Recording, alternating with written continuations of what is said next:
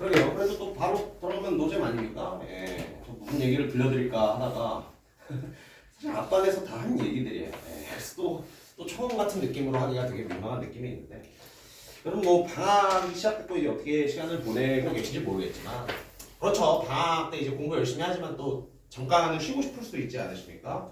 예. 그런데 이제 뭘 하면서 쉬어야 될까? 제가 좀 강력하게 여러분 한번 캠퍼스 투어를 추천드리겠습니다. 예.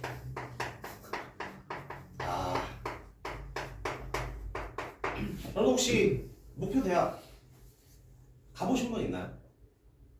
아 미안해, 있어도 약간 손들기 어려운 분위기긴 해. 아무튼 그래서 이 캠퍼스 투어에 대한 썰을 풀어드리려고. 이게 이제 방학 때 정도에는 충분히 가능한 거거든요.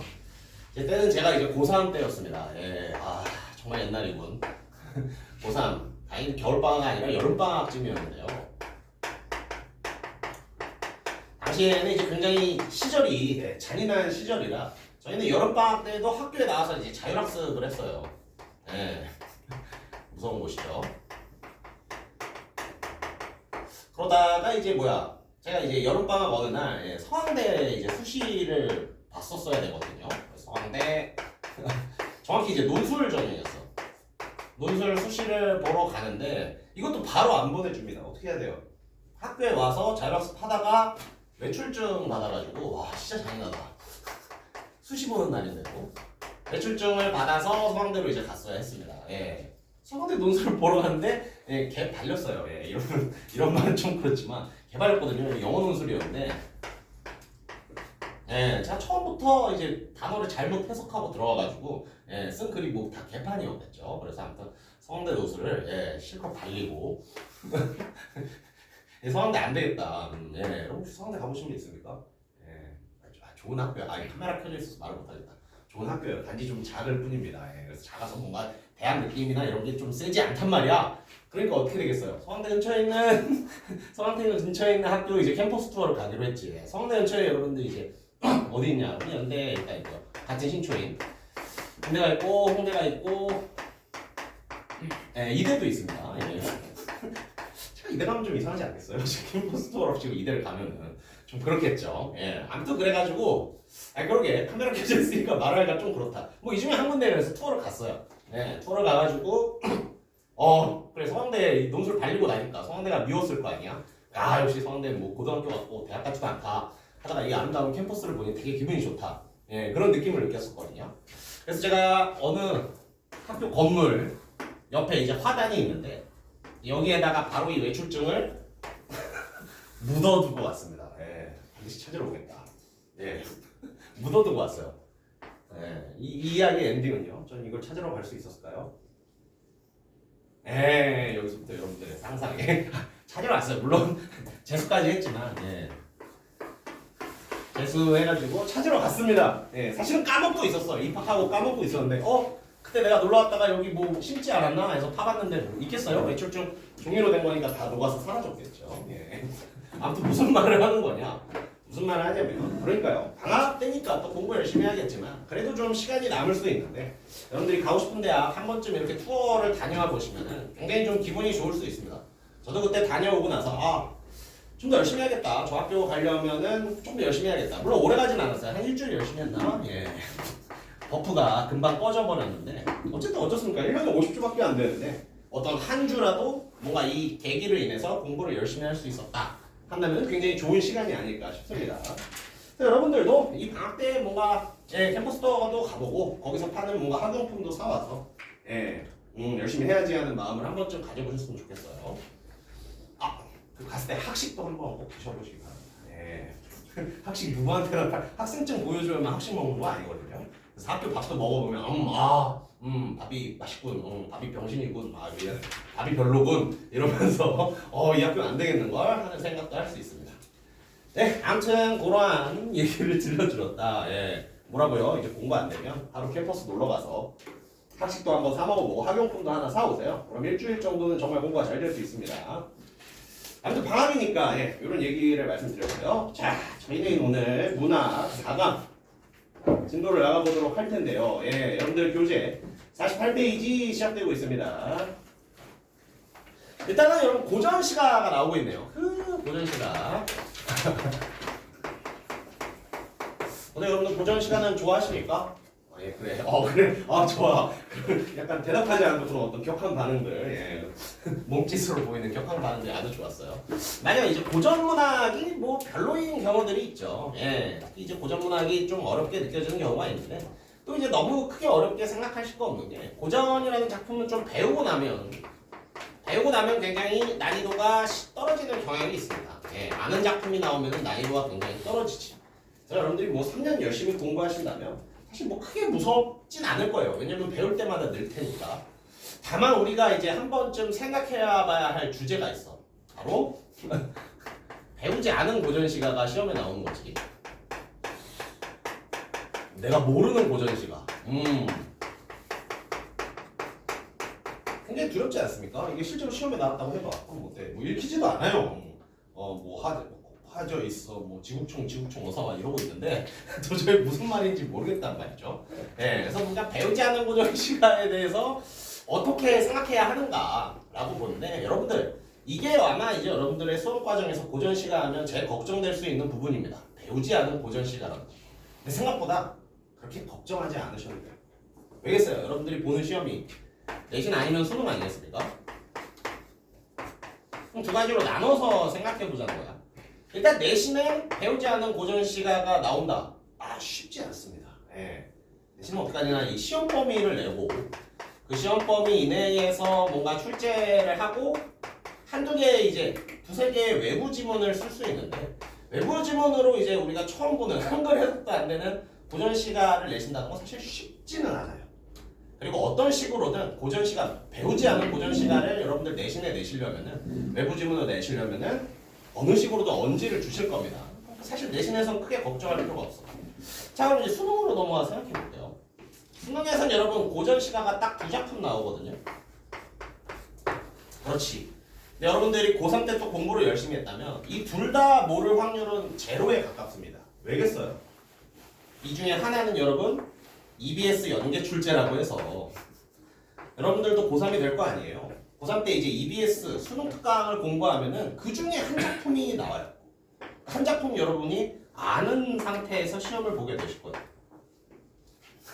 두 개라면서요. 하나는요. 맞습니다. 하나가 이제 흔히 말하는 비연계라고 해가지고 여러분들이 진짜 여러분들의 수능에서는 진짜 배우지 않는 고전 시간을 이때 풀게 될 겁니다. 중요한 시험에서. 그럼 어떡하나요? 너무 걱정하지 마세요. 이 수능 출제하는 사람들도 그렇게 미친 또라이가 미안합니다. 그렇게 이상한 사람들이 아니야.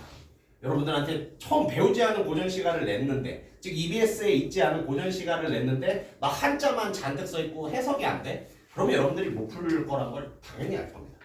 그래서 이 비연계 고전 시간은 한글 해석을 좀 잘 많이 해서 줘요. 그러니까 충분히 그냥 3년 동안 고전 시간 열심히 공부했으면 충분히 알아먹을 수 있는 어휘들 이렇게 주거든요. 한글 해석을 조금 자세히 주거든요. 그러니까 어떻게 되겠어요? 그냥 이제 고3 때 EBS의 여러 가지 수능 특강 작품 공부하면서 어떤 기본적인 어휘들을 익히시면 충분히 그 자리에서 읽고 풀 수 있을 만한 작품이 나옵니다. 여러분들 너무 걱정하지 마세요. 안 배운 고전 시간. 뭐 물론 지금 교육청 모의고사 이럴 때 갑자기 튀어나오면 굉장히 당황할 수 있지만 결국에 여러분들의 어떤 중요한 시험들, 내신이나 수능을 봤을 때 배우지 않는 고전 시간을 만날 확률은 굉장히 낮고 수능에서는 반드시 한 작품 배우지 않는 고전 시간을 만나겠지만 그들도 요즘은 한글 해석을 좀 주는 편입니다. 요즘은 뭐 한문 이런 거 잘 안 하니까. 그러니까 뭐 제가 하고 싶은 말은 뭐겠어요? 걱정 말라. 걱정이 되는데요. 아니, 열심히 하시면 걱정할 게 없습니다. 네, 아무튼 그래서 이런 얘기들로 일단 시작을 해봤고요. 고전 시가의 주요 갈래라고 나오고 있습니다.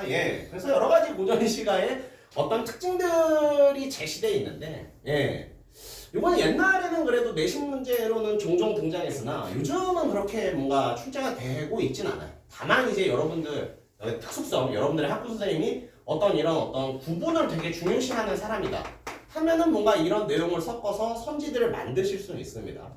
근데 다만 요즘에 뭔가 이게 뭐 약간 암기 문제처럼 이게 고려가요의 특징이야 1번 뭐 2번 뭐 하는 문제는 잘 나오지 않아요. 그래서 여러분들이 어느 정도 한 번 정도 쓱 읽어보시면은 좀 도움이 될 거라는 생각이 있습니다. 요즘 구분하는 문제까지 나오지 않는다. 그럼에도 이제 그래도 제가 이제 하나 정도는 좀 한두 개 정도는 설명하고 갈까 하는데 일단 어때요? 일단 여러분들한테 이제 기본적으로 음보에 대한 설명을 좀 하고 싶거든요. 여러분 음보가 뭐죠? 음보요. 미안합니다. 그래서 이게 음보가 그렇지 뭔가 뭐 3음보, 4음보 얘기는 많이 들어봤지만 막상 이제 작품 속에서 음보를 하라 그러면 어떤 느낌적인 부분은 있지만 그렇죠. 이게 정확히 어떤 정의를 되기가 어려울 수도 있어요. 여러분 음보는 이제 다른 고전 시가에서도 등장하는 용어이기 때문에 제가 이것만 설명하겠습니다. 음보는 어렵게 생각하실 필요 없고요. 자연스럽게 끊어 있는 단위라고 생각하시면 돼요.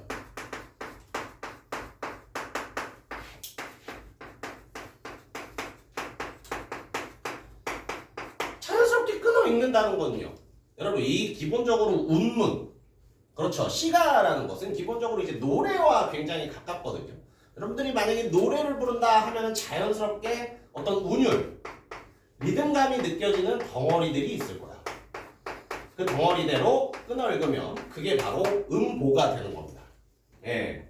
아직도 와닿지 않는데요. 그럼 하나만 보죠. 예. 여러분들 뭐 굳이 교재 안 넘기셔도 돼요. 여러분들이 이 작품을 읽는다고 해볼까? 근데 아까 이게 말했죠. 고전 시간은 전부 노래, 운율과 관련이 있다고. 여러분들 운율을 살려 이걸 읽으면 어떻게 되겠어요? 이 몸이 쓸데없어 성상이 다리시니 이런 식으로 끊어 읽지 않겠습니까? 이게 바로 음보라는 거예요. 그럼 얘는 몇 음보다? 4음보가 되겠지. 네. 그래서 여러분 음보는 뭐 고려가요 뭐 이런 거 굳이 잘시 안 하고 여러 작품들에서 쓰이는 용어니까 음보 정도는 제가 그래서 설명을 드렸어요. 뭐라고요? 자연스럽게 끊어 읽은 단위. 어떻게 자연스럽게 끊어 읽어? 운율, 리듬의 덩어리라고 생각하시고 끊어 읽으시면은 음보가 쉽게 보일 수 있습니다. 좋습니다. 그래서 음보에 대한 설명만 한번 했고요. 그 외에 나머지로는 조금 한번 그래도 볼만한 거. 미안해요. 그 외에 나머지 좀 한번 볼만한 건 그래도 시조 부분입니다. 왜냐면 시조 자체는 좀 형식이 중요한 경우가 많이 있거든요. 그리고 이제 좀 지난 시험범이긴 하지만 여러분들 이게 고1 교육과정에 시조 들어있습니다. 시조 시험에 출제되지 않으셨나요? 네, 그렇죠. 그래서 여러분들 시조 배울 때 3장 6구, 뭐 3, 4조, 4음보 이런 거 배우시지 않았나요?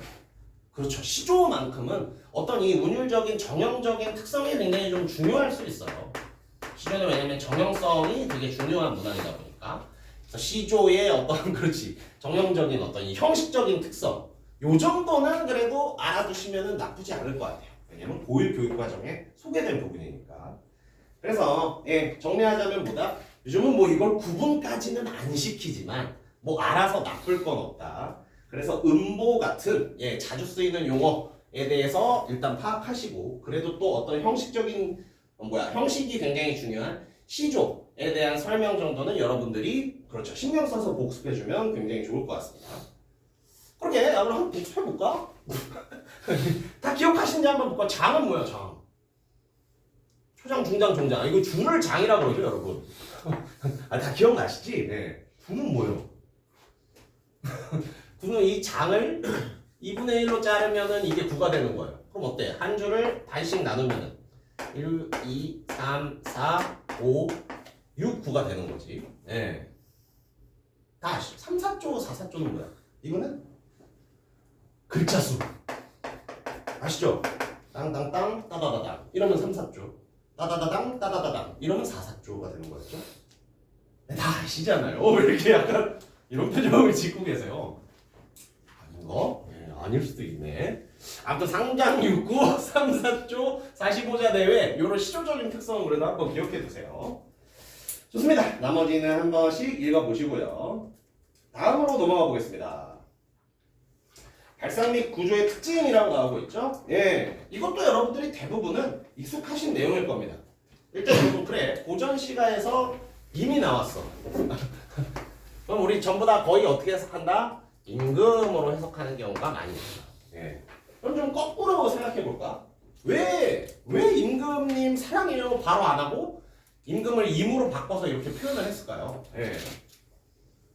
잘 봐. 여기 강원이 국어학원이지. 제가 예를 들어서 강원이 대표님 너무 사랑합니다. 강원이 대표님 너무 잘생겼습니다. 이러면 어때요? 이건 문학이 아니라 아부가 되겠죠. 실제로 그래요. 너무 어떤 그 높은 사람을 너무 이제 사랑한다, 칭찬한다, 최고다 그러면은 그건 문학이 아니라 아부에 가까울 겁니다. 그러니까 어떻게 되겠어요? 임금한테 좋은 글을 쓰고 싶지만 이러면 그냥 아부가 아니라 문학이 되기 위해서 어떻게 남녀 간의 사랑이라는 형식을 빌려서 임금에 대한 충성을 노래하게 되는 거죠. 이럴수록 조금 더 문학성이 올라간다고 볼 수 있어요. 네, 그래서 좀 거꾸로 설명했는데 아무튼 여러분들이 기억하셔야 할 건 뭐다? 고전시가에서 사랑하는 임이 나오면은 그것을 임금으로 이렇게 보면서 해석하는 경우가 많다라고 기억해 두시면 좋을 것 같습니다. 오케이, 어렵지 않은 내용이었고요. 2번 계절, 달에 따른 구조가 나오고 있는데 이것도 여러분 쉬운 내용이에요. 왜냐면은 고전시가 작품 내용이 긴 것은 그렇죠. 사계절의 내용, 봄, 여름, 가을, 겨울을 다 담고 있는 작품도 있고 1월부터 12월까지 12달을 전부 다 담은 작품도 있다는 겁니다. 네. 그래서 여러분들이 고전시가 보면은 한번 제목을 좀 유심히 보세요. 제목을 보면 이런 힌트를 얻을 수도 있거든요. 야, 벌써 어때? 어부? 사시사가. 어부의 사시가 뭐겠어요? 4개의 시간, 사계절이 되는 거예요. 그럼 봄, 여름, 가을, 겨울의 내용이 나오겠구나. 이런 식으로 제목으로도 유추할 수 있습니다. 동동 같은 거는요. 네, 그렇죠. 동동은 내용을 봐야겠죠. 제목으로 보이는 것도 있지만 제목으로 보이지 않는 것도 있습니다. 그래서 아무튼 사계절이나 12달의 내용을 담고 있다. 자, 이러면 자연스럽게 문제에서 뭐 물어보겠어요? 계절적인 어휘를 사용하고 있다. 그렇지. 이런 것들 물어보지 않겠어요? 네. 그러니까 여러분들 이런 작품에서는 계절적인 어휘를 사용하여 계절감을 보여주고 있다. 막 이런 선지들이 되게 중요해지는 거야. 오케이. 자, 3번입니다. 불가능한 상황을 설정하여 화자의 의사나 정서를 강조하는 방법. 요거는 지금 한번 제가 예문을 만들어 볼게요. 예문. 자, 만약 여러분들 중에서 전국 1등이 나온다. 제가 여러분들한테 동탄에 아파트 한 채씩 사주겠습니다. 어때요? 제가 이 말이 아파트를 사주겠다는 말 같습니까? 사주지 않겠다는 말 같습니까? 그렇죠. 이 중에 전국 1등이 물론 나올 수도. 아니지만 예시를 좀 잘못 든 것 같은데 이거 불가능한 상황이 아닐 수도 있잖아. 여러분들 중에 전국 1등이 나올 수도 있잖아. 예. 아무튼 미안해요. 예문에 이딴 걸 만들어서 미안한데 방금 제가 한 말 너희들 중에 전국 1등이 나오면 내가 반드시 너희들한테 아파트 한 채씩 사주겠다. 이건 뭘 강조한 거야? 너희들에게 아파트를 절대 사주지 않겠다는 정서와 의지를 강조한 예문이 될 수 있습니다. 내가 만든 예문을 쓰지 말자. 자, 이제 우리 예시로 이 세 작품이 나오고 있는데 이 세 작품 중에서 정석가의 이 부분이 어떻게 나오는지 한번 볼까요? 예, 정석가에 여러분 어떤 구절이 나오냐면 무쇠로 소를 만든대요. 그럼 여기까지는 어때요? 이거는 가능합니까? 불가능합니까? 이거까지는 가능하죠. 예. 용접 기술이 나와. 용접이래. 어떤 제철 기술이 발달하면 무쇠로 소를 만드는 건 가능하지. 근데 정석가에 어떻게 나오냐면 무쇠로 소를 만들어 그 소가 풀을 뜯어 먹으면 이라는 구절이 나와요.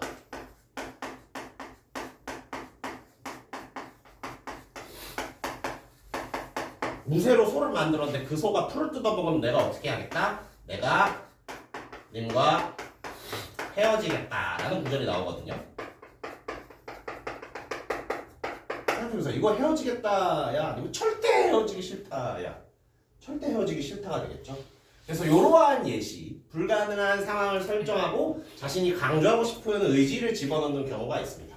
이러한 구절에서는 이 의지는 사실상 반대로 생각해야겠죠. 왜? 불가능한 게 일어나면은 이걸 하겠다니까 사실상 이거를 절대 하지 않겠다라는 의지를 볼 수 있습니다. 네, 그래서 정석가, 우리 예문에 있었던 정석가의 한 구절을 봤어요. 네, 이런 식으로 불가능한 상황을 설정하고 의지를 강조하는 이런 식의 구문들이 가끔 나오는 경우가 있습니다. 이것도 한번 여러분들이 익숙한 코드가 되면은 또 고전 시간에 해석하는 데 굉장히 도움이 될 겁니다. 좋습니다. 이렇게 해서 내용들 봤고요. 자, 이번에는 소재의 특징을 한번 볼까요?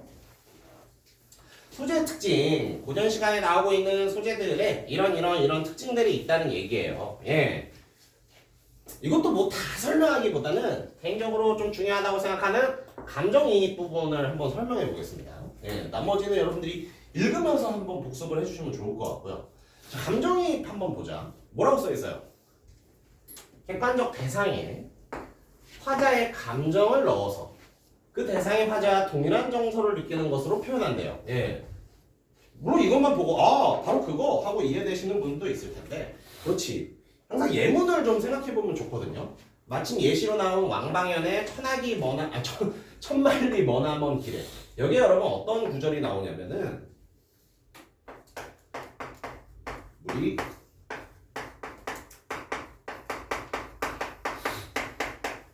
이런 구절이 나와요. 잘 생각해봐. 야, 그럼 약간 지금 독서 시간이라고 생각하고 한번 해보자. 잘 봐.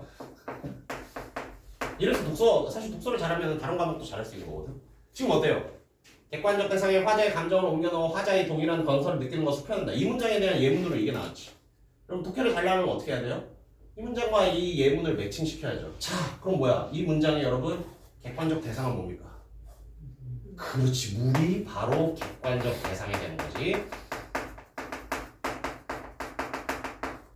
자, 생각해보세요. 물이 어떻게 웁니까? 물은 울 수가 없어요. 그럼 이 울고 싶다, 이 울고 싶다는 이 설명에 뭐에 해당하죠? 그렇죠, 화자의 감정에 해당하는 거야.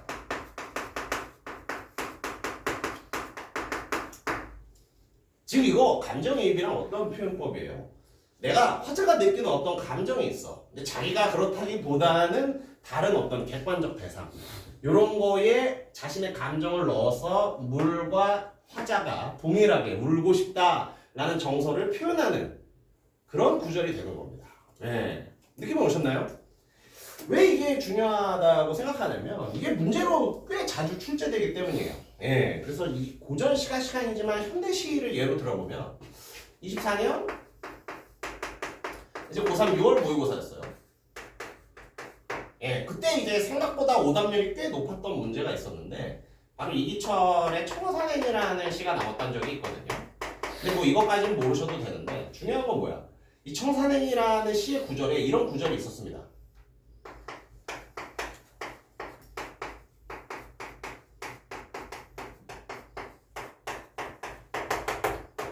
그렇죠. 그리고 이에 대한 선지로 그렇지 감정이입이 나왔던 적이 있어요. 근데 생각보다 이게 오답률이 높았어. 네. 그럼 한번 생각해보세요. 물이 머뭇거린다? 물이 머뭇거릴 수가 있나요? 불가능하지.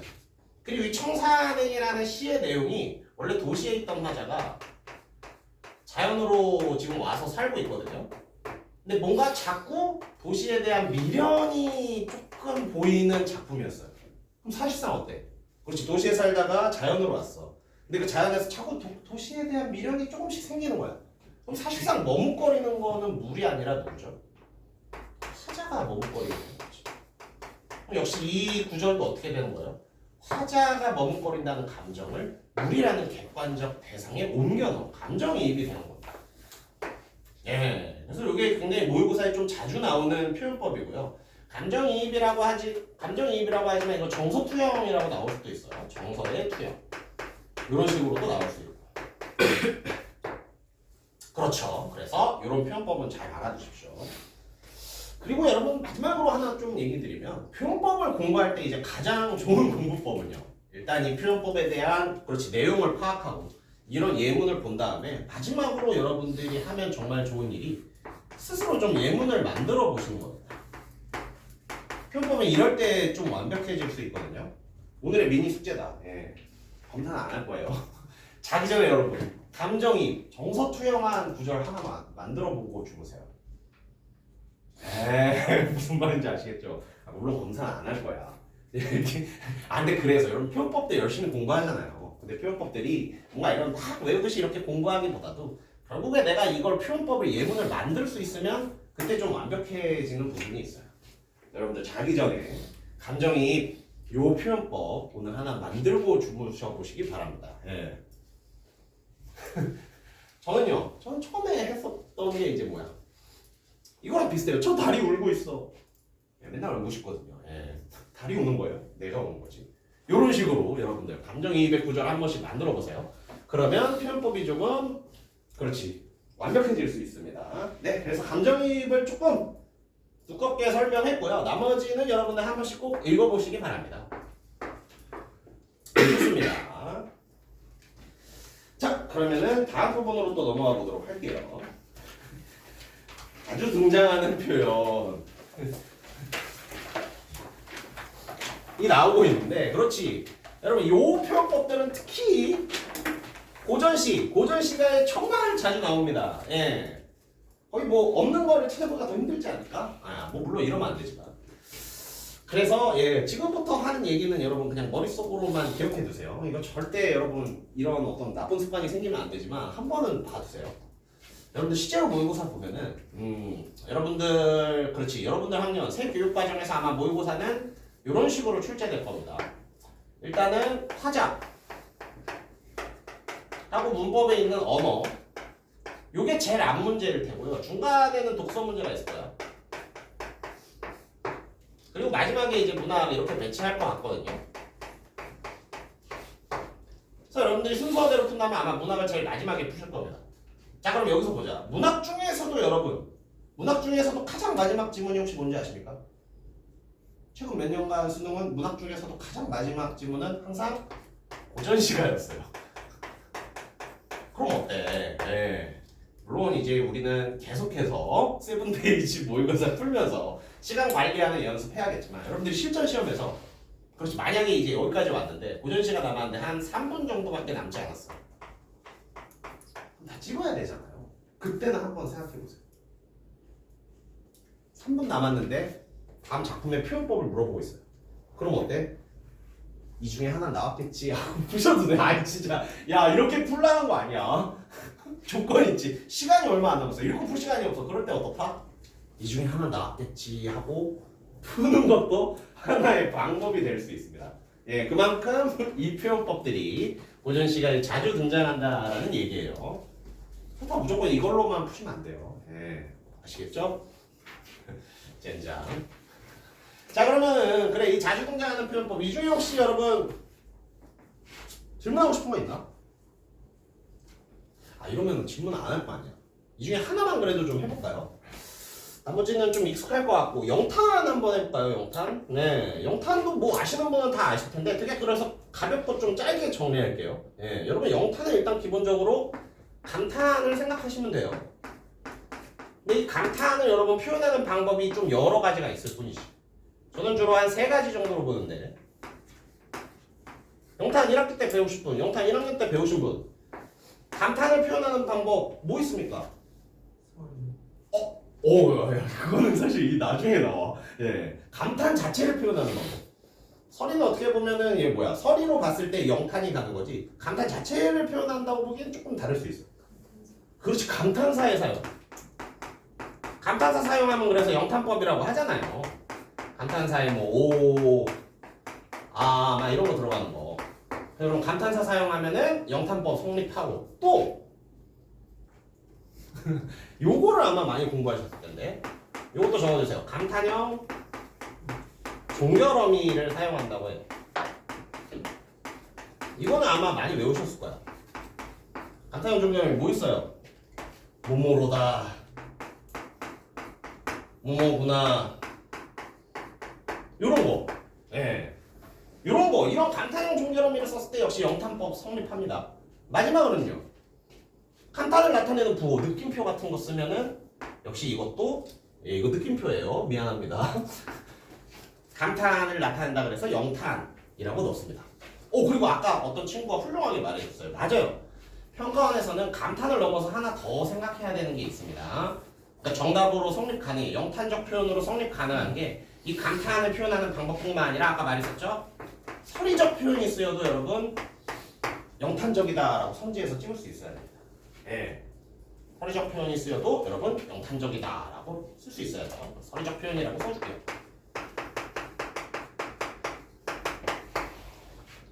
그리고 하나 더 있어.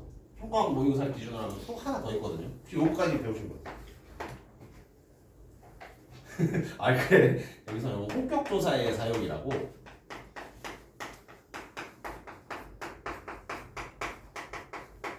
호격조사 뭐예요? 누구 부르는 거. 땡땡이요. 땡땡아. 이럴 때도 여러분 영탄적 표현의 사용이라고 선지에서 인정한 적이 있습니다. 예.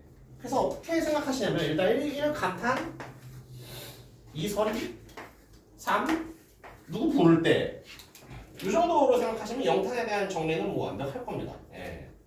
사실 조금 더 길게 설명하면 여러분 혹시 영탄의 사전적 정의를 찾아보신 적 있어요? 영탄 그냥 학원에서 배우는 거 말고 너무 정말 궁금해서 막 영탄 국어사전 찾아보신 분 있나? 이런 공부를 하셔야 돼요. 예, 아무튼 여러분 영탄의 사전적 정의는 원래 목소리를 깊게 뽑아 깊은 감정을 외침인데 그냥 좀 축약해서 쓸게요.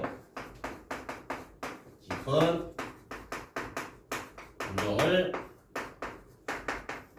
뽑음이에요. 영탄 여러분 오늘 심심하면 집에 가서 국어사전 찾아보세요. 영탄의 사전적 정의는 여러분 깊은 감정을 뽑는 겁니다. 예. 그럼 이 3번을 가지고 한번 설명해 볼게요. 예, 제가 자주 하는 말 있죠. 들어왔을 때 이제 여러 번 힘들다 하면서 인생 하는 거라. 인생이요. 뭐가 더 깊은 감정을 뽑아낸 것 같습니다. 인생이요. 했을 때 깊은 감정을 뽑아낸 것 같죠. 그래서 혹격부사를 이렇게 부르는 방식을 사용할 때도 영탄이 성립하는 경우가 있습니다. 자, 아무튼 여기서 좀 힌트를 얻으셨으면 좋을 것 같아. 예. 여러분들이 표현법을 공부할 때는 일단은 그래요. 이런 식으로 어떤 사전적 정의를 찾아보고 그리고 학원 같은 데서 강의 들으면 이런 거 정리해 주잖아요. 이런 것들 이제 열심히 잘 듣고 예. 마지막으로 뭐 해야 된다? 내가 예문을 한번 만들어보면 좋아. 예문을 만들 때 가장 좋은 방식은 뭐야? 똑같은 정보인데 영탄이 아닌 것과 영탄인 표현법을 써보면 확실히 이해되고 제가 방금 뭐라고 했어요? 인생 하는 거랑 인생이요. 정말 깊은 감정이 뽑혀 나오는 거죠. 그렇죠. 요건 미니 숙제로 안 내드릴게. 예. 근데 한 번씩 해보세요. 여러분 어떤 표현법이 잘 이해 안 될 때 예문을 만들어 보라. 그리고 그 예문을 잘 만들려면 그렇지 똑같은 내용이지만 그 표현법을 쓴 것과 쓰지 않은 것 두 개를 만들어 보세요. 그러면 그 표현법이 여러분들 좀 확실하게 이해되실 때가 많이 있습니다.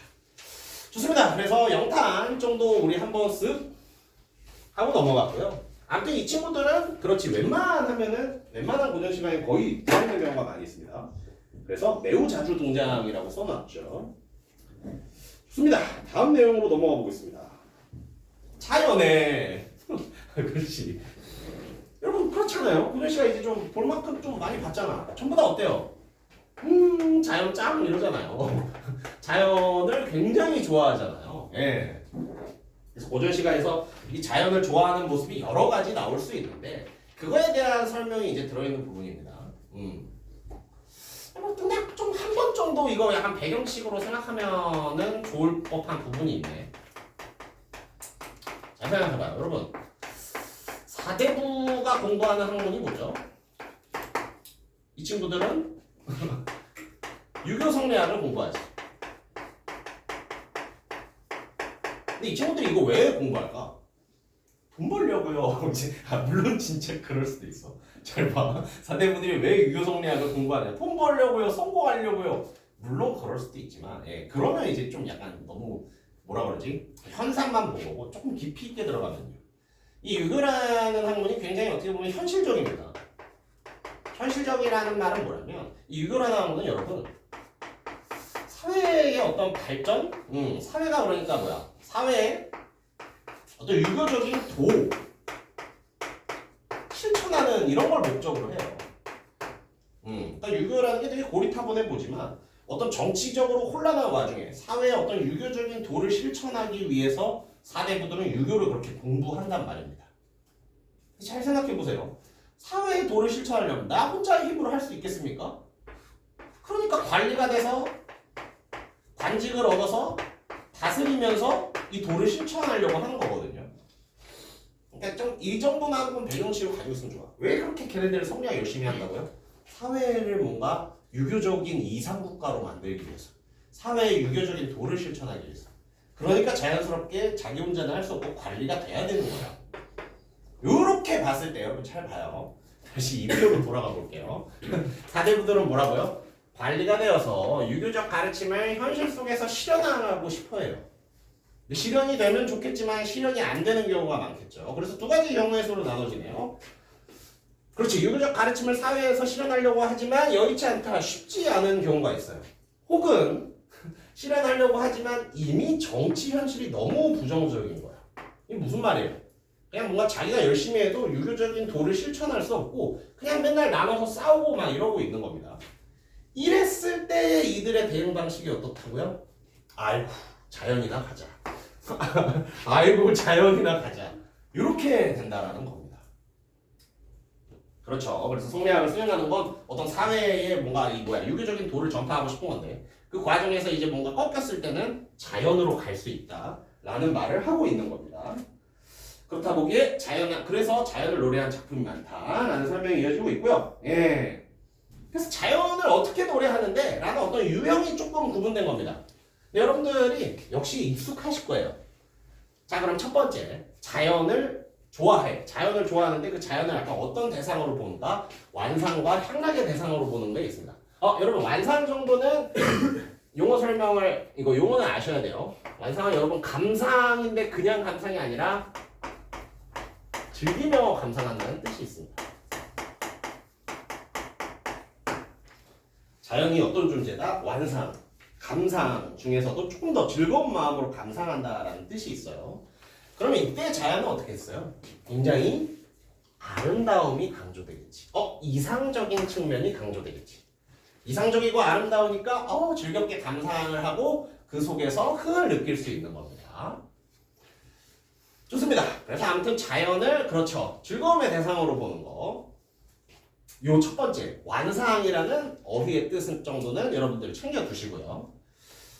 두 번째 자연은 자연인데 이제 자연에다가 안빈낙도가 더해지는 거지. 예, 안빈낙도는 여러분 무슨 뜻이죠? 아시죠? 예, 그래도 한 번 더 설명할게요. 안은 여러분 편안하다라는 뜻이 있고 비는 가난이라는 뜻이 있죠. 락은요 즐긴다는 뜻이 있습니다. 도는 말 그대로 돌이 그냥 도라고 할게요. 그럼 뭐야? 가난을 편안하게 여기며 도를 즐긴다. 가난하지만 어떤 유교적인 도를 추구해 나간다. 이게 여러분 안빈낙도가 될 수 있는 거예요. 예. 그래서 어때? 자연이라는 공간이 어때요? 예. 여러분 만약에 자연에 들어갔는데 여러분이 고전시가 지금까지 배운 걸 한번 생각해봤어요. 자연까지 들어갔는데 뭐 한우 잡아먹고 뭐 오마카세 먹는다고 해보세요. 예. 이상하잖아요 벌써. 나물이나 캐서 먹고 좀 고기 먹고 싶으면 낚시나 해서 물고기 정도나 잡아야 되지 않겠어요? 그래서 자연은 어떻다? 그렇게 뭔가 굉장히 경제적으로 풍족한 공간은 아닙니다. 그래서 가난 속에서 도를 추구하고 가난 속에서 만족을 느낄 수 있는 안빈낙도나 안분지족이 성립하게 되는 거죠. 그래서 요때 자연은 어떤 곳이다? 소박한 삶의 공간. 그러면서도 만족감을 주는 공간으로 제시되는 경우가 많이 있습니다. 그리고 조선 후기에 가면은 실제로 이제 경제적으로 이제 이거 리얼 스토리 경제적으로 약간 경제력이 떨어지는 양반들이 많이 생기게 돼요. 그럼 어때? 도시에서 못 살고 자연 시골로 가야겠죠. 그렇기 때문에 그때 경제적으로 여유롭지 못한 사람들 이때 자연은 어떻다? 경제적으로 여유롭지 못한 화자의 소박한 삶이 나타나는 자연이 된다 라는 경우가 또 있습니다. 자, 아무튼 중요한 건 자연이라는 게 이렇게 막 부유하고 이런 느낌은 아니고 소박한 이런 느낌, 살짝 가난한 이런 느낌과 굉장히 잘 어울린다. 이게 두 번째에 대한 설명이었어요. 세 번째는 진짜 간단히 하고 넘어갈게요. 이거 아까 했었죠? 예. 자연이 예쁜데 왜 예뻐? 이게 전부 임금님의 은혜 때문이라는 거야. 자연을 자신이 누리고 있는데 전부 다 그게 임금님의 은혜 덕분이다 라는 식으로 임금님의 어떤 그렇지 은혜를 표현하는 작품들 자연과 임금님의 은혜 이렇게 엮이는 작품들이 있습니다. 밑에 이제 엮구는 이셨다 이것도 유명한 표현이죠.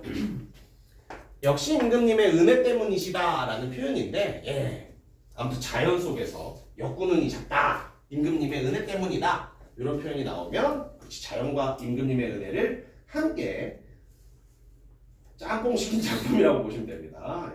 갑자기 어휘가 저렴해졌네. 자, 4번. 자연과 함께 우국충전이 나오는 경우. 여러분, 요거는 한번 살짝 논리적인 구성을 해볼까? 잘 봐요.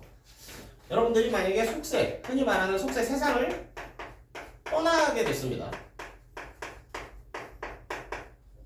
여러분들이 원해서 떠난 걸 수도 있고, 아니면은요, 뭐 그냥 뭐 좀 잘못해서 쫓겨나듯이 떠난 걸 수도 있어요. 자, 이랬을 때 어떤 논리적인 대응 방식을 두 가지로 생각할 수 있거든요. 첫 번째 대응 방식은요. 속세를 떠났지만 어때? 여전히 속세, 즉 세상과 국가에 대한 걱정을 하는 사람들이 있겠지. 이런 사람들은 살짝 개인배적 기질이 있겠죠. 속세가 마음에 들지 않아서 떠났지만 여전히 그래도 세상과 국가를 걱정하는 입장인 거예요. 그렇죠. 그래서 속세를 떠났을 때 논리적으로 이 대응 방식이 가능합니다. 근데 사실 정반대의 대응 방식도 가능해요. 어때? 속세를 떠났는데 이 속세가 너무 그냥 싫은 거야. 아, 저 지저분한 세상. 아, 저 더러운 세상. 다시는 엮이기 싫지 않다. 이럴 때 어떻습니까? 속세에 대한 어떤 정보나 모든 것을 정보라고 할게요. 정보를 아예 차단하고 거부하는 논리적인 대응 방식이 있을 거예요. 네. 그러니까 사실 두 개가 좀 반대잖아. 한쪽은 여전히 속세에 대해서 걱정하는 거고 한쪽은 그것조차 그냥 아예 차단하고 거부하는 겁니다. 근데 뭐라고요? 이 두 개가 논리적으로는 반대지만 전부 이 두 개가 반대 내용이지만 논리적으로 둘 다 성립할 수 있는 내용이 되는 겁니다. 자, 이랬을 때 1번 여전히 여전히 세상과 국가를 걱정하는 게 바로 이 1번에 대한 설명이에요. 뭐라고 나오고 있어요? 은거해. 그렇지. 속세 떠나서 자연 속에 은거하지만 어떻게 하고 있다? 현실에 아직 관심을 가지고 걱정하고 있다. 무국충정. 이것도 마지막으로 뭔가 어휘설명 한번 해봤습니다. 우는 이제 걱정이라는 뜻이고 있고요. 국은 나라. 충은 뭐예요? 말 그대로 충성스러운 마음, 충의 마음이고요. 정은 마음입니다. 그럼 무슨 뜻이 돼요? 나라를 걱정하는 충성스러운 마음이 우국충정이 되는 거지. 그래서 어때? 속세를 떠났지만 여전히 그렇지 세상과 나라를 걱정하는 입장이 있는 반면 두 번째 입장은요. 이 아까 정리했던 입장이 바로 두 번째 입장이죠. 거부감. 아, 속세 싫어. 부정적. 그냥 차단하고 싶어. 다시는 속세의 소식을 듣고 싶지 않아. 라고 제시되는 경우. 그래서 이 두 가지의 어떤 대응 방식, 이렇게 생각해 두시면은 둘 다 좀 자연스럽게 느껴지실 수 있습니다. 오케이, 5번 마지막이네요. 5번 한번 가보면 자연의 플러스 갈등 플러스 미련이라고 나오고 있죠. 잘 생각해 보세요. 네, 여러분 이 미련을 1번을 여러분 한번 잘 생각해 보세요. 속세에 대한 미련이래. 자연 속에 응가하면서도 속세에 대한 미련이 드러나는 거. 이거 사실 좀 생각해보면 좀 약간 짜치잖아요. 자연에 왔으면은 그렇지. 아, 여기서 좋다. 여기서 만족감을 느끼다. 이렇게 사는 게 아니라 다시 속세로 돌아갈 수 없을까 이런 미련이 있잖아. 이게 솔직히 보면 좀 이런 말을 쓰는 건 국어 시간이 이런 짜치는 거란 말이죠. 그러니까 어떻게 되겠어요? 이게 여러분 그 오답선지로 꽤 많이 나옵니다. 무슨 말이겠어요? 그러니까 오답선지라기보다 여러분 이게 틀린 선지로 잘못된 선지로 꽤 자주 나와요. 여러분 A라는 작품을 읽었어. 근데 A라는 작품 속에서는 자연에 대한 만족이 강조되고 있어요. 근데 그럴 때 이제 틀린 선지, 함정 선지로 요 미련이 제시되는 경우가 종종 있어요. 네. 그래서 여러분 그렇다고 이제 미련이면 이거 미련이면 틀릴 가능성이 높아 이렇게 풀면 안 됩니다. 자연에 여러분 굉장한 만족을 느끼고 있다면 그렇지. 이런 미련이나 이런 게 성립하기가 좀 어려워요. 아무튼 요게 요즘에 좀 틀린 선지나 함정 선지로 기능하고 있다. 이런 거 한번 봐두시면 좋을 것 같고요.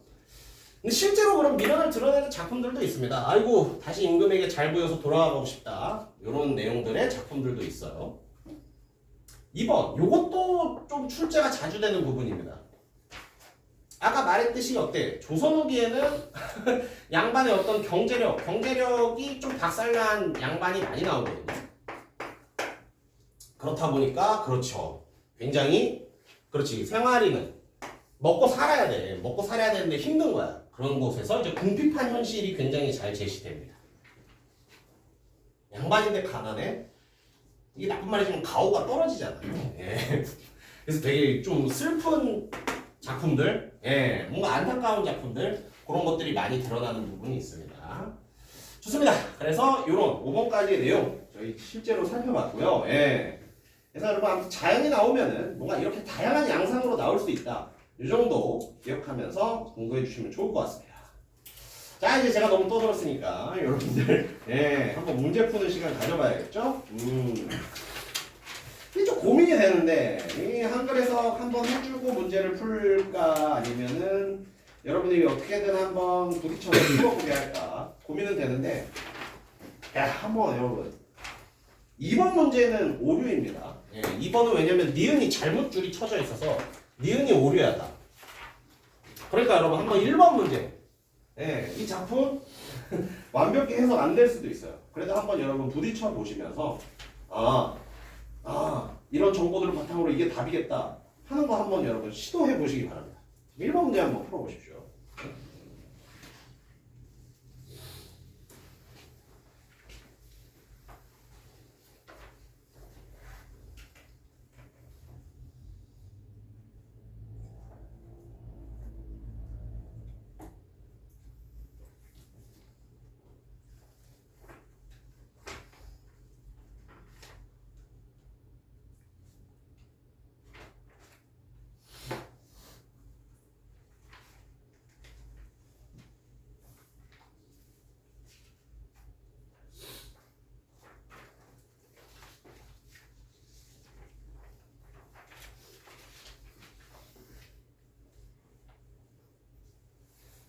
금방 답을 찾으시는 분도 있고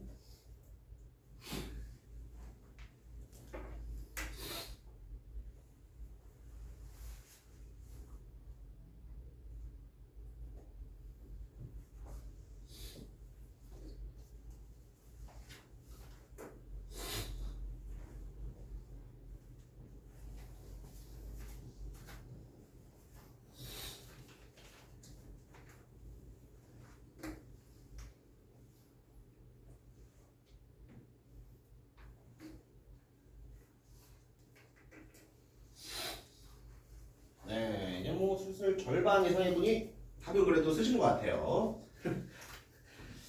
좋습니다. 한번 살펴볼까요? 그러니까 오히려 좀 아예 모르겠다 싶으니까 좀 약간 발초동 느낌으로 풀게 되는데 그래도 뭔가 이 문제의 답은 맞출 수 있는 경우들도 있고 그렇습니다. 물론 뭐 정석적인 풀이는 작품을 쭉 읽고 이해하는 상태에서 풀어야겠지만 자, 그럼 1번 문제에 대한 우리 정답으로 한번 접근해 봅시다. 자, 일단 보기 내용을 볼게요. 이 작품에서는 자신의 뜻을 알아주지 않는 정치 현실을 떠났습니다. 그렇지, 자기 뜻을 알아주지 않아서 떠났어요. 그래서 자연으로 돌아가 사는 귀거래 의식. 귀거래 의식이라는 용어는 여러분 여기서 익혀도 되겠네요. 귀거래 의식이란 보다 자연으로 돌아가 살아가려는 의식을 귀거래 의식이라고 한다. 아무튼 이런 귀거래 의식이 들어있는데 화자는 이 속에서 자연은 뭐야? 속세와 자연은 대비되고 있고요. 세속적 가치, 그렇지. 한마디로 속세의 가치가 되겠죠? 속세의 가치에는 구애받지 않아, 얽매이지 않아, 소박한 생활을 영위하며 만족감을 드러내고 있다고 하고 있어요. 보기의 내용으로 봤을 때 이 사람은 속세를 떠나서 자연에 왔는데 자연의 가치를 더 좋아하고 자연에 대한 만족감을 드러내고 있다고 볼 수 있습니다. 아무튼 이렇게 해서 보기 내용 살펴봤고 정답은 여러분 5번이었습니다. 네. 소의 몸이 되어 천사를 냉소하는 것에서 자신의 뜻을 속세에서 알아주기 바라는 화제의 태도를 짐작할 수 있군. 일단 사실 보기만 봐도 좀 어때요? 자신의 뜻을 알아주지 않아서 떠난 거거든요. 그리고 떠난 곳에서 되게 만족감을 느끼고 있거든요. 근데 어때? 떠나서 만족감을 느끼고 있는데 속세에서 다시 알아주길 바래. 이런 거 자체가 좀 성립하기가 힘든 느낌이 있어요. 일단 보기만 봐도.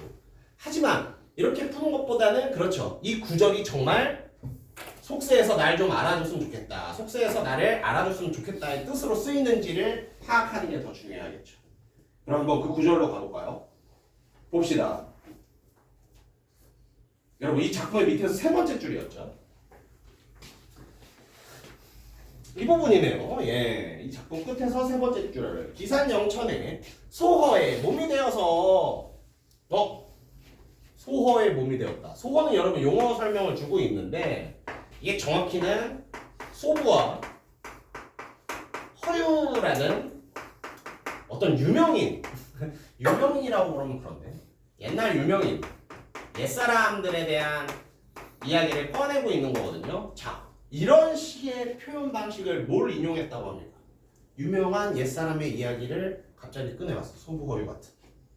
이걸 여러분 바로 고사의 사용이라고 아시면 됩니다. 그래서 여러분 고전문학 풀다 보면 자주 나오잖아요. 고사를 사용하여, 고사를 인용하여 화자의 뭔가를 강조하고 있다. 상황을 구체화시키고 있다. 그럼 고사란 무엇인가? 고사를 사용했다란 무엇인가? 예, 어려울 거 없습니다. 여러분 고사는 말 그대로 옛날 이야기예요. 다만 옛날 이야기 중에서도 조금 이제 교훈을 담고 있고, 이 고사가 사람들이 알아먹게 쓰려면 조금 유명해야 합니다. 그래서 옛날 시대 사람, 뭐 춘추전국 시대 사람, 무슨 뭐 요순 시대 사람 하는 식으로 옛날 시대 사람, 옛날 이야기가 제시된다면 여러분들이 그것이 고사를 쓰고 있구나, 고사를 인용하고 있구나 라고 생각해 주시면 됩니다. 자, 그러면은 이 인용한 고사의 소부허유의 어떤 속성을 파악해보자 이거야. 소부허유, 이거 무슨 사람들이라고 용어 설명 주고 있습니까? 소부허유는, 소허는 부귀공명을 멀리한 사람들이에요. 부귀공명을 멀리하는 사람들입니다. 자, 이 고사를 들었어. 근데 이 고사 속에 나오는 인물들은 부귀공명을 멀리했다. 즉 사회적인 성공이나 이런 것들을 멀리한 사람들입니다. 근데 뭐가 됐대요? 내가 기산 영천, 장소죠. 산이 있고 물이 있는 장소를 말해요. 아이고, 장소. 내가 기산 영천에서 소허의 몸이 되었다. 무슨 말이야? 내가 소부허유, 허유처럼 산다라는 말이 되겠지.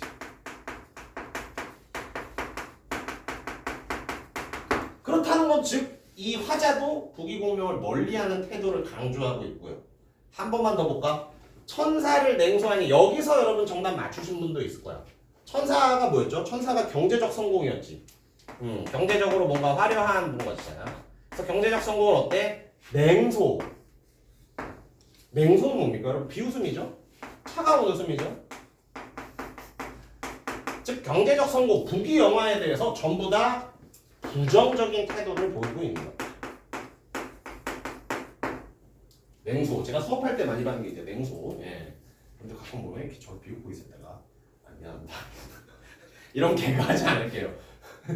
밤마다 좀 분위기가 달라. 예. 개그 분위기가 좀 다른 반들이 있거든요. 예, 아무튼. 그래서 어때요? 이 쭉 살펴보면 이 고사를 인용하고, 그렇지, 천사를 냉소한다. 이곳에서 알 수 있는 건 뭐야? 전부 부귀공명, 부귀영화에 대한 어떤 부정적 태도를 알 수 있어요. 그렇지. 이렇게 봤을 때 이 부분에서는 나 부귀영화 싫어. 나 속세 관심 없어. 라는 게 강조되지. 다시 돌아와서 이 5번처럼 속세에서 자신의 뜻을 알아줘라는 게 성립하기가 어렵게 됩니다. 네. 이 접근 방식 아시겠어요? 고사를 썼네. 근데 고사의 내용이 뭐였지? 부귀공명 싫다. 밑에 용어 설명을 보니까 부귀공명, 경제적 성공을 비웃고 있네. 역시 경제적 성공을 부정적으로 보는구나. 이런 구절이구나 라고 봤을 때 5번은 성립하기가 굉장히 어렵죠. 좋습니다. 그렇다면 뭐 너무 정답만 보고 가면 좀 노잼 아닙니까? 혹시 이거 오답선지 하나 질문하고 싶다. 질문하고 싶은 거 있습니까? 없으면 다시 작품으로 돌아가서 작품에서 여러분 좀 중요한 포인트만 짚어보면서 넘어갈게요. 예. 여러분들이 이제 해석이 완벽히 안 된 상태에서 문제 푸는 연습도 해보셨는데, 또 이제 이게 해석이 뭔가 이 정도로 될 수 있다 라는 것을 아는 것도 뭔가 중요한 공부 중 하나니까요. 한번 보겠습니다. 이 부분은 아마 해석이 좀 잘 되셨을 수도 있을 것 같아. 이 몸이 쓸데가 없다. 쓸모없다라는 말이죠. 이 몸이 쓸모없어서. 성상, 요거 자주 나오는 표현입니다. 이거는 여러분 보통 임금, 왕이라고 생각하시면 돼요. 어떤 겁니까? 이 몸이 쓸모가 없어서 임금이 나를 버리시니가 되는 거야. 네. 이 몸이 쓸데없어 임금이 나를 버리시니. 부귀는요, 아까 말했던 경제적 성공이죠? 그 경제적 성공을 하지, 작별인사했다는 거야. 경제적 성공과 작별인사하고 빈천은요, 빈천은 말 그대로 가난이지. 가난을 낙을 삼았다. 즐거움이잖아요, 낙은. 한마디로 경제적 성공과 이별하고 가난을 즐거움 삼아서. 일간목. 요거는 진짜 자주 나오는 표현이에요. 요거는 한번 알아두십시오. 일간목 혹시 배우신 분? 이거 초가집이라는 뜻이 있어요. 한마디로 풀로 지은 소박한 집. 초가집이라고 생각하시면 돼. 초가집을 산수가는 말 그대로 산과 물 사이입니다. 그러니까 어떻게 해서 뭐 자연에 지어줬다라는 얘기겠지. 산, 물 사이에. 초가집을 산과 물 사이에 지어두고. 삼순구식. 요것도 여러분 자주 나오는 표현이니까 요것도 아셔야 됩니다. 삼순구식을 쉽게 외우는 법. 일단 이 순의 뜻만 잘 아시면 돼요. 삼순구식의 두 번째 순의 뜻은 여러분 10일이라는 뜻이 있어요. 그럼 무슨 뜻이 될까? 30일에 9끼 먹는다는 뜻이에요. 뭔 말이죠? 가난하다는 뜻이죠. 삼순구식. 30일에 9번 먹을 정도로 9끼 먹을 정도로 가난하다라는 뜻입니다. 삼순구식은 여러분 진짜 자주 나와요. 요거는 꼭 기억해 두세요. 제가 좀 자주 나오는 표현 위주로 좀 열심히 설명하겠습니다. 삼순구식을 먹거나 못 먹거나. 밑에 있는 10년 일관. 요거는 그렇게 자주 나오진 않는데 이 작품에서 또 알아둬야겠죠? 10년 일관은 정확히는 10년 동안 하나의 닷을 쓴다라는 얘기예요. 이거 요즘 느낌으로 바꾸면 어떨까? 요즘 느낌으로 바꾸면 10년 동안 똑같은 포즈 쓰는 거야. 이게 뭐죠? 여러분 포가 2, 3년이면 한 번씩 바꾸잖아요. 내가 어떨 때 포즈 10년간 쓰겠어요? 이것도 역시 가난한 상황을 말하는 겁니다. 그치? 가난. 그러니까 어때? 닷이라는 게 뭐야? 양반들의 어떤 치장품 같은 거잖아요. 근데 돈이 없어서 10년 동안 똑같은 거 쓰는 거야. 패딩 하나 사서 10년 입는다. 뭐 이런 느낌? 미안해요. 이거 경제력적인 거는 쉽게 말하면 안 되겠다. 아무튼 지금으로 치면 스마트폰 10년 쓰는 거. 약간 그 느낌. 그래서 가난. 근데 중요한 건 뭡니까? 그래. 삼성구식도 가난에 대한 거고 10년 일반도 가난에 대한 거였지. 근데 잘 봐. 삼성구식. 30일 동안 9끼를 먹으나 못 먹으나 10년 동안 관한을 쓰나 못 쓰나. 이거 신경 쓴다는 말이에요? 신경 안 쓴다는 말이에요? 신경 쓰지 않는다는 말이지. 그래서 가난을 신경 쓰지 않는 모습입니다. 먹으나 못 먹으나 쓰거나 못 쓰거나 신경 쓰지 않는다. 나는 그거에 대한 구별을 하지 않는다. 그렇죠? 그래서 분별은 여러분 구분이라고 생각하시면 되죠. 구분하는 일이 없어지니 싫음은 여러분 걱정이라고 생각하시면 되지. 걱정이 있겠는가? 만사 세상 모든 일을 다 잊으니 일시 내 한 몸이 한가롭다라고 말하는 작품이었습니다.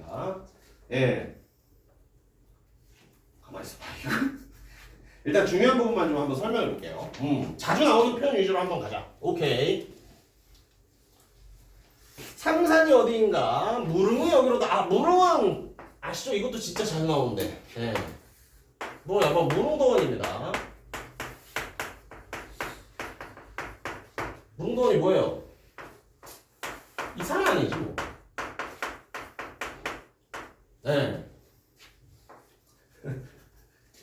갑자기 이 농담은 좀 썰렁할 것 같은데 일단 해볼까요? 옛날 내가 겪은 일은 아니고 이거 들은 얘기인데 미용실에서 여러분 미용실에 머리 깎으면 어떻습니까? 머리 이렇게 감겨주잖아요. 그때 이제 머리 감겨주시는 분이 머리 감겨주는데 너무 시원해서 막 시원한 표정을 짓고 있었대. 그러니까 머리 감겨주시는 분이 무릉도원이세요? 하고 물어봤다는 거야. 그래서 네 무릉도원입니다. 그랬더니 머리 감겨주시니 무슨 소리예요? 알고 보니까 어때? 무릉도 어떠세요?로 이제 무릉도원이세요?로 들어가지고 미안합니다 진짜 그만할게요. 그래 여러분들 나중에 꼭 성공할 겁니다. 이런데 안 웃는 게 성공하는 사람들의 어떤 기본 조건이에요. 저딴 얘기를 하고 있어. 쉽지 않네. 갑자기 떠오른 얘기였어요. 아무튼 볼게요. 무릉도원 이상향이라고 생각하면 돼. 그럼 어때? 삼선도 설명할까? 항상 여러분 신선들이 산다고 생각되는 산입니다. 신선이 사는 산이는 자주 나오는 표현이 아닌데 그럼 어때? 신선들이 사는 곳은 어디인가? 근데 어디인지 찾을 필요 없어. 왜? 구름도 이상향이 여기니까. 그럼 어때요? 지금 자기가 있는 장소에 대한 대단한 만족감을 나타내고 있는 표현이라고 볼 수 있죠. 오케이.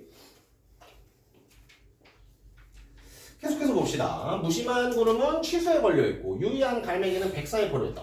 이거 무심 정도는 한번 이것도 알아보면 좋다. 무심은 여러분 보통 뭔가 마음이 없다라고 하는데 의역을 해서 욕심이 없다라고 해석하면은 해석이 잘 되는 경우가 많아요. 그래서 욕심 없는 구름은 취수에 걸려있고 유의 이거는 뭐 뜻이 있다 정도인데 그냥 뭐 뜻이 있는 갈매기는 백사에 버려져 있다. 이렇게 벌려져서 뭐가 배치되어 있다. 자, 여기서 봐야 할 표현법은 뭐야? 이 두 개가 여러분 뭘 이루고 있습니까? 그렇지, 대구를 이루고 있지. 발견하셨나요? 대구를 발견하는 뭔가 가장 좋은 방법은 뭘까? 네. 이걸 문자로 치환해보면 여러분 어떻게 돼요? 잘 봐. 무심한 구름은 취수에 걸려있고 유의는 어때? 무심과 유의는 마음 상태죠? 그러니까 살짝 다른 감정이잖아. 유의한 구름과 갈매기 전부 다 주체죠?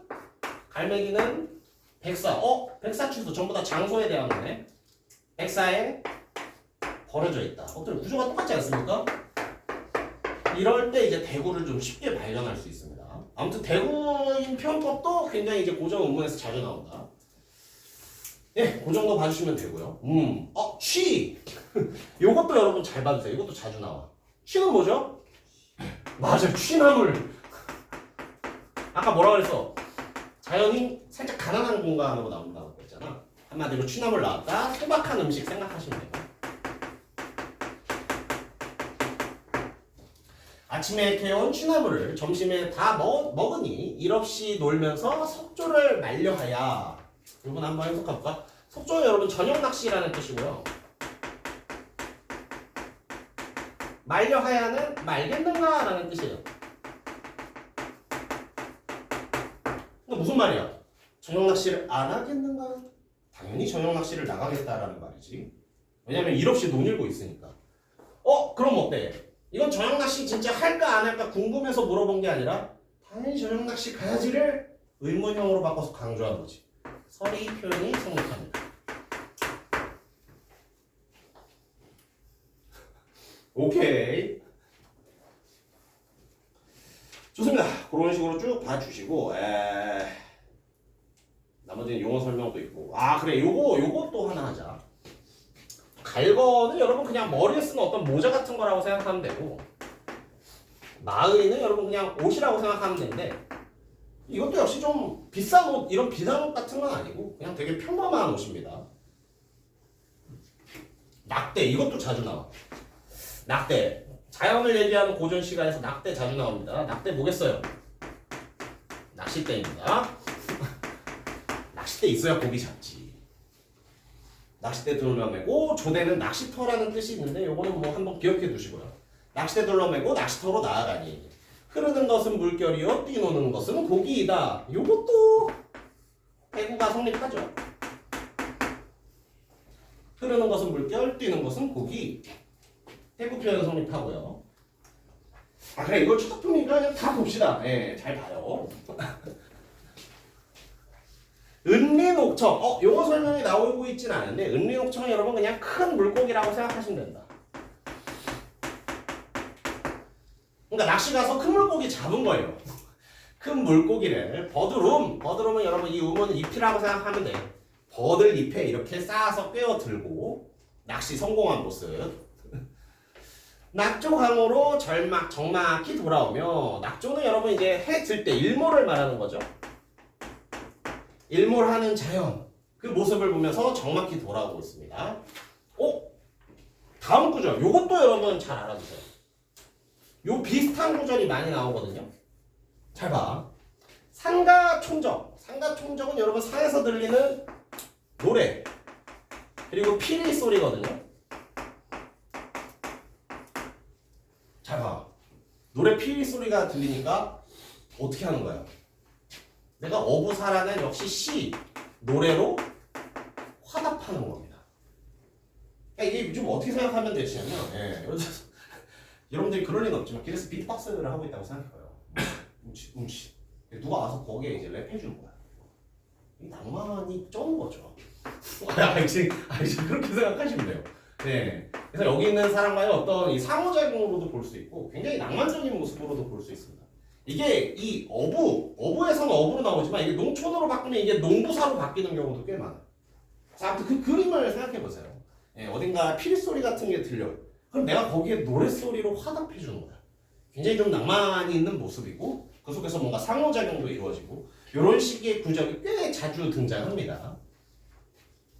오케이. 그러니까 농촌에서 이게 농부사로 바뀌는 경우가 많아요. 좋습니다. 그렇게 해서 봤고 서호매학은 겨루지 못하여도 서호매학에 대해서는 용어 설명 나오고 있죠. 속세를 떠나 자연을 못 살면 유유자적하게 사는 것. 내가 그 정도까지는 아니어도 증점 연기야 이에서 더할 수냐? 증점 연기는 용어 설명이 없네. 증점 연기는 여러분 공자의 제자인 증자라는 친구가 있는데 이 증자라는 친구가 자연에서 노는 걸 좋아했습니다. 자연에서 즐긴다는 말. 즉 공자의 제자가 자연에서 즐긴다는 말이거든요. 중점 연기가. 이에서 더할 소냐? 이것도 어때? 여기서 더하는 건지 물어보고 싶은 거야? 아니면 내가 얘와 거의 동급이라는 걸 강조하고 싶은 거야? 서리적 표현이죠. 그래서 거의 이 사람과 내가 같다라는 표현이죠. 그래서 내가 서우매학까지는 아니어도 공자 제자가 자연에서 노는 그 정도는 내가 되는 것 같다. 그렇죠. 그래서 어떤 서리적 표현이 등장하고 있었습니다. 기상명천의 소호는 아까 했었죠. 천사를 냉소하고 만종이 초계로다. 이것도 아까 했지. 내 삶이 단박하니 어느 것이 찾아오리라는 걸로 끝나는 작품이었습니다. 오, 생각보다 좀 길었네요. 예. 아무튼 여러분 이 속에서 제가 좀 강조하고 싶은 표현들은 자주 나오는 표현들 한번 설명해 줬었고 아까 말했듯이 그런 고사 쓰는 방법들 고사에 대한 것들 여러분들 좀 기억해 주셨으면 좋겠어요. 좋습니다. 예. 그러면 바로 오 힘들어. 바로 여러분 3번 한번 가볼까요?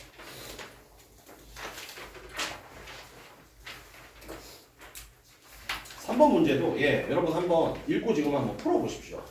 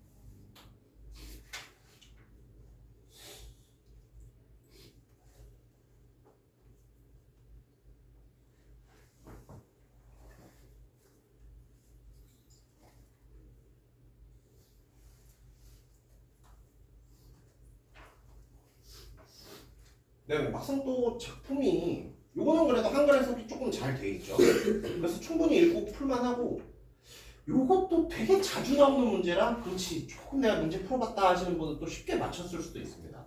네, 물론 뭐 아직 전 모르겠는데요. 아니 괜찮아요. 예. 정답은 30초만 더. 정답 내보세요, 여러분.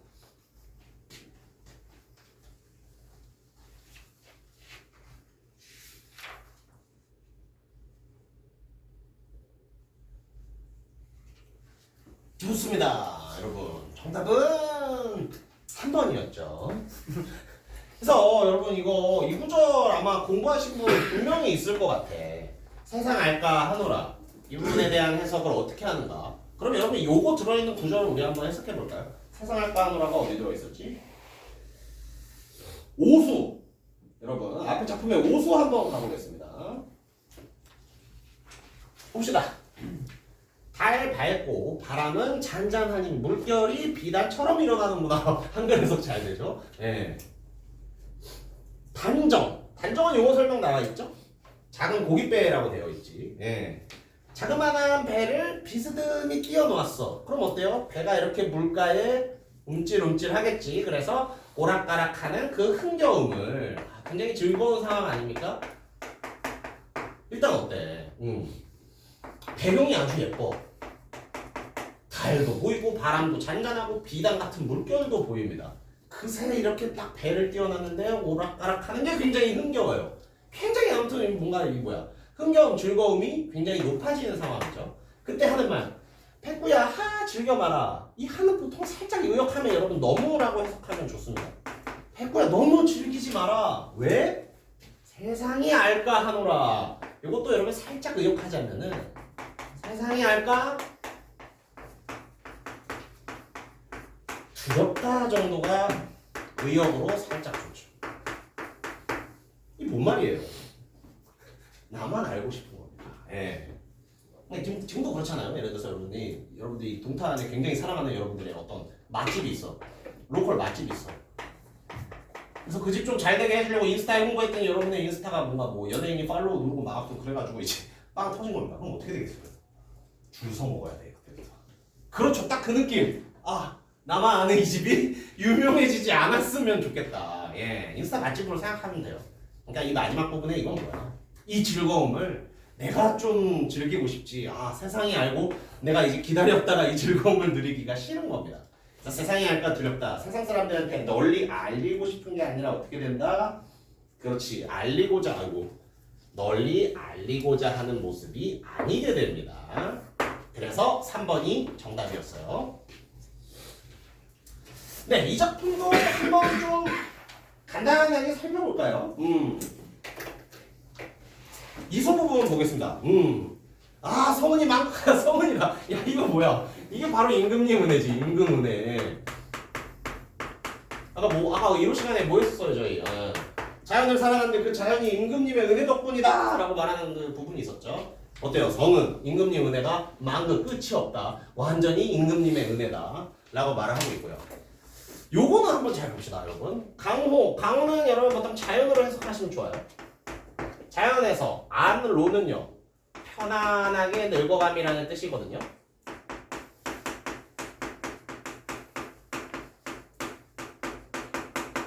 즉 자연에서 편안하게 늙어가는 일이 분 밖의 일이다. 내 분의 분수에 넘치는 일인데 자연에서 이렇게 편안하게 늙는 것도 정말 내 분수에 넘치는 일인데 이 일 말고 또 어떤 좋은 일이 있는 겁니까? 하물며 두 아들이 정성을 다해 봉양하다. 봉양은 여러분들 부모님을 잘 모신다는 뜻이에요.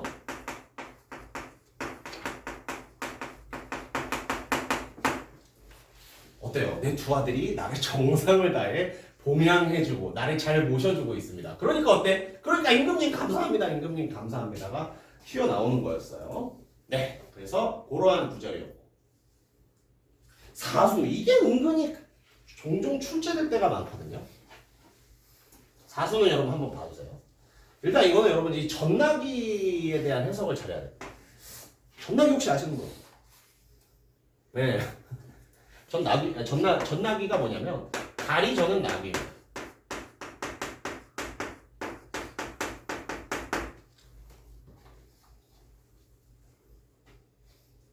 그렇지. 다리적인 나기를 바삐 몰아서 저문 날 시간적 배경이 제시되고 있죠. 살짝 이제 저녁이 되려고 그래. 저문 날에 오신 손님이 있습니다. 손님이 왔으니 손님 대접을 해줘야죠. 근데 어때? 보리피에 거친 밥이야. 밥도 이제 보리가 섞인 밥이라 거친 밥인데 거기다 뭐도 없어요. 찬물. 찬물은 반찬이죠. 반찬도 아주 없다. 아주 없습니다. 그럼 어떻게 하겠어요? 그렇지. 고기 잡으러 가야지. 아이야 배 내어서 뛰어라. 그물 놓아 보리라. 고기 잡으려고. 네. 그래서 해석이 되게 간단한데 이게 이제 왜 조금 문제로 가끔 출제된다면 여러분 잘 생각해봐. 내가 시골에 살고 있어. 근데 어떤 손님이 나를 찾아온대. 네. 근데 막 포르쉐 람보르기니 타고 오는 사람이 있을 거고. 그렇죠. 아니면 한 이제 30년 된 굉장히 좀 고풍스러운 차를 타고 오는 사람도 있을 거야. 예, 누가 더 여유로워 보이고 누가 더 조금 이제 뭐랄까 소박해 보이죠? 뒤에 부분이지. 그래서 잘 봐요. 전나기를 생각하면은 이게 굉장히 좀 뭔가 이것 자체만으로도 어떤 뭔가 여유와 한가로움이 느껴질 수 있거든요. 바쁘면 다리 저는 나게 타고 오겠어요. 근데 뒤에 이 바삐 때문에 함정 선지가 몇 번 출제된 적이 있습니다. 예. 그러니까 전나기의 뜻을 모르면 바삐 온댔잖아. 이 사람은 되게 어떤 조급하고 뭔가 급한 상황이군. 이렇게 생각할 수도 있는데 전나기, 다리가 저는 나귀를 탔다는 거에서 이 사람도 어떤 여유로움과 한가로움이 있다고 볼 수 있어요. 그리고 여기에 플러스 소박함까지 생각해 볼 수 있지. 개비싼 차 타고 오는 게 아니라 그렇지 오래된 올드카를 타고 오는 거니까. 그래서 이게 종종 이렇게 출제될 때가 있었습니다. 야, 한 김에 다 하자. 예, 구수도 한번 보겠습니다. 구수도 꽤 자주 출제돼요. 예, 구수도 한번 볼게요. 식록을 그친 후 어조로 생애하고 있다. 이건 용어 설명 나오고 있죠? 즉 뭐야? 벼슬. 내가 벼슬을 그만두고 낚시, 고기잡이로 생애를 보내고 있다. 그러니까 어떻습니까? 햄 없는 아이들이 괴롭다라고 나를 평가해요. 그런데 잘 봐. 이 햄은 여러분 원래는 헤아림이라는 뜻인데 여기서는 그러니까 헤아림 생각 정도로 의역해서 읽으시면 편하죠. 그러니까 어때요? 생각 없는 아이들은 내가 괴롭다고 하지만은 이것도 한번 좀 생각해볼까요? 여러분 만약에 의사예요. 예. 제일 잘 나가는 의사야. 제일 잘 나가는 피부과 의사야. 그래 피부과라고 해야지. 근데 어느 날 여러분들이 그냥 그 병원 접고 그냥 재산 다 팔아버리고 기부한 다음에 산에 들어가서 자연인으로 살고 있어요. 사람들이 보고 뭐라 그러겠어요? 괴로우시겠다, 안타까우시겠다 그러잖아요. 근데 나는 어때? 나는 이거 버리고 내가 온 거거든. 그래서 어떻다고요? 두어라. 나는 아이들의 생각 없는 아이들의 이런 평가 별로 신경 쓰지 않는다. 두어라. 강우의 어떤 한적함, 자연의 한적함이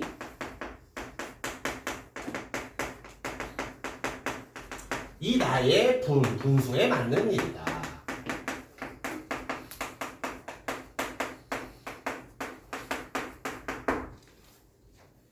네. 그래서 어때요?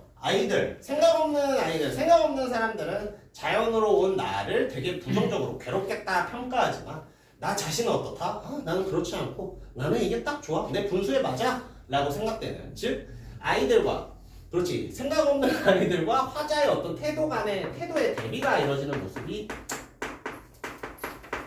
보이고 있죠. 그래서 이 부분도 자주 좀 출제되는 부분입니다. 좋습니다. 그렇게 해서 강목 부가까지 봤고요. 시간이 좀 애매한데?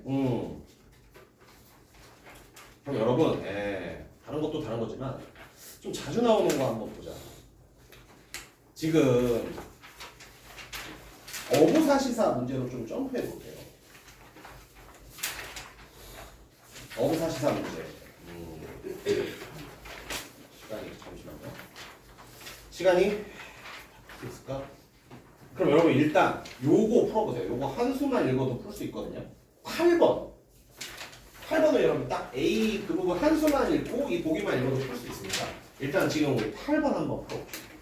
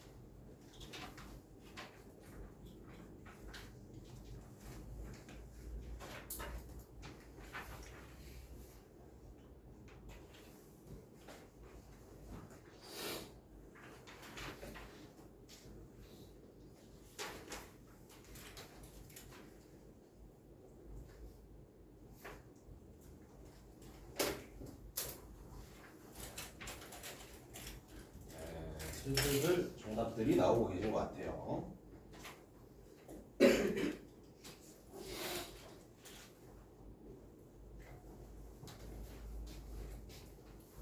어부사시사도 굉장히 자주 나오는 작품이고 특히 이 문제에 얽힌 A 부분 진짜 좀 자주 나오거든요. 그래서 꼭 이 문제를 같이 풀어보고 싶었고요. 네, 그러니까 시원하게 정답 공개부터 아빠. 정답은 여러분 3번이었습니다. 네, 잘 맞추셨는지 모르겠는데 그러니까 A 부분, 저희 A 부분에 대한 내용 좀 볼게요. 이게 진짜 문제로 자주 나오는 이유가 있습니다.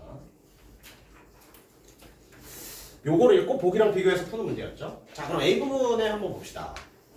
물가에 외로운 솔은 소나무죠? 물가에 외로운 소나무야. 너 혼자 어찌 씩씩한고. 그렇죠. 이것도 이게 쓰지 않게 서리법이 되겠지. 너 혼자 어떻게 우리 씩씩하니? 정말 씩씩한지 궁금해서 물어보는 게 아니라 씩씩하다를 강조하고 싶은 의미니까 서리법이 되겠지. 배 메어라, 배 메어라. 여러분. 이거 이제 후렴구라고 부르는데 이 시의 제목이 뭐였죠, 여러분? 어부? 사시사였지. 즉 어부의 사시, 사계절의 이야기가 담겨 있거든요. 그러다 보니까 이 후렴구에는 여러분 전부 항해와 관련된 말이 써 있습니다. 배 메어라, 배 메어라는 뭐겠어요? 배가 이렇게 뭔가 목적지까지 간 다음에 그곳에 이제 배를 좀 데려는 모습이겠지. 아무튼 그래서 여러분 어부의 이야기가 담겨 있다 보니까 이제 이렇게 후렴구들이 나오는데 전부 항해와 관련이 있다고 생각하시면 굉장히 편해요.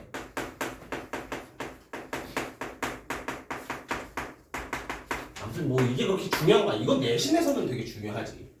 네, 계속해서 볼게요. 험한 구름을 한치 마라. 세상을 가리운다. 생각해볼게요. 험한 구름을 한치 마라. 한스러워하지 마라가 되겠지.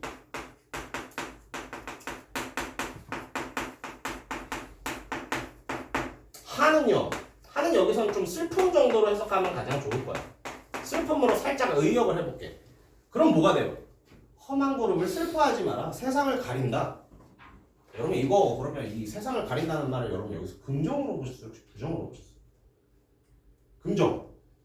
긍정으로 보신 분들이 작은 겁니다. 왜냐면 여러분들 이 문학 풀 때 제일 많이 틀리는 게 이제 어떤 배경 지식, 흔히 말하는 이 고집 때문이거든요. 여러분들 일반적으로 구름이 무언가를 가린대. 그럼 여러분 그거 좋게 봐요, 나쁘게 봐? 나쁘게 보지 않나? 왜냐면 구름이 태양을 왜냐면 이런 식으로 공부해서 그래. 고전 시가에서 태양을 가리는 구름, 간신, 태양, 임금.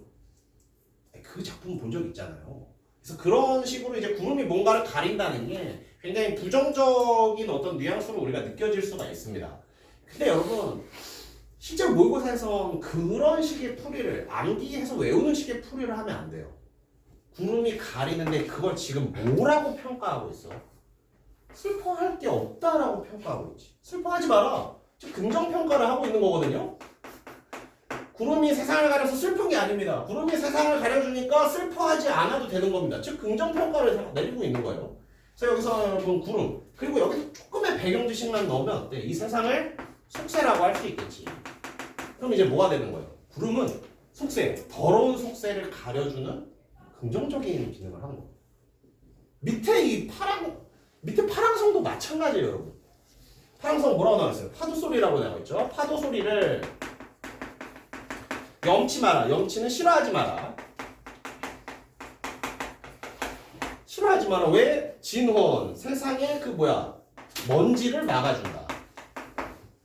그러니까 여기서 여러분 파랑성과 뭐였어요? 구름은 전부 다 세상의 어떤 더러운 걸 막아주는 긍정적인 존재가 되는 겁니다. 오케이. 그렇게 접근하시면 돼요. 그래서 여러분들이 구름이 만약에 세상을 가리는 걸 부정적으로 보셨다면 수능 독해에서는 좀 생각을 고치셔야 돼요. 세상을 가린다고 부정적이 되는 게 아니야. 구름이 세상을 가리는 걸 어떻게 평가하고 있는지 이 구절을 잘 봐야 되는 거예요. 한스러워할 거 많아서 한이라고 생각할 필요가 없어. 왜? 좋은 거니까. 이렇게 봤을 때 그래 이것도 설마 지구촌 어사 이거 혹시 배우신 분 있습니까? 이거 뭐야? 이 후렴구가 전부 다 항해와 관련된 거라고 했죠. 이 지구촌 어사와는 배에서 이제 노 젓는 소리예요. 노를 저는 소리. 물결 소리. 여러분 노 저으면 어떻게 돼요? 찰싹 소리 나잖아요. 그걸 이제 지국총 한자식으로 그 의성어 같이 표현한 거예요. 어사하는 이제 어기어차 하고 힘내는 소리예요. 어기어차. 지국총 어기어차. 아무튼 이거 어때? 전부 다 항해와 관련된 후렴구였지. 아 미안해요. 아무튼 내가 이제 끝낼 때가 돼서 말이 빨라졌는데 그랬을 때 다시 문제의 정답으로 돌아오겠습니다. 네, 뭐라고요? 그놈은 그렇지 부정현실을 차단하는 자연물이에요. 가려주는 게 좋은 거란 말이야. 자 그러면 이거 정답이 되기 위해서는 명월과 달리니까 명월은 또 어떤 역할을 하고 있는지 봐야겠죠? 여기서 여러분 명월은 무슨 역할을 하고 있었어요? 여기부터 볼게.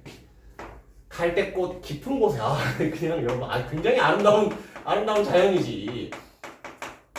갈대꽃이 아주 깊게 피어 있는데 아름다운 자연 속에서 뭐 어때? 명월은요 달이죠.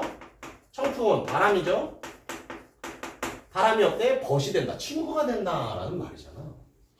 그러니까 얘네들은 특별히 뭔가 이 부정적 현실을 가려주는 게 아니라 아주 아름다운 이 자연 속에서 뭔가 함께 할 수 있는 자연물 정도지 이런 부정적 현실을 차단하는 기능은 없습니다. 그래서 3번이 정답이었어요.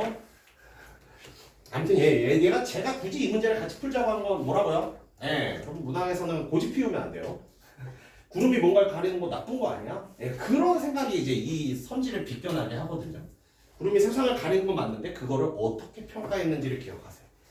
본문에서 뭐라고 그랬지? 한스러워하지 마라. 그거 슬퍼할 일 아니다. 긍정평가하고 있었어요. 좋습니다. 여기까지 진행하도록 하겠고요. 여러분 정말 고생 많으셨습니다. 정말 고생 많으셨고 여러분들 좀 쉬었다가 그렇지 또 이제 원장님이랑 그렇죠 문화 독서 이어서 진행될 겁니다. 고생하셨습니다.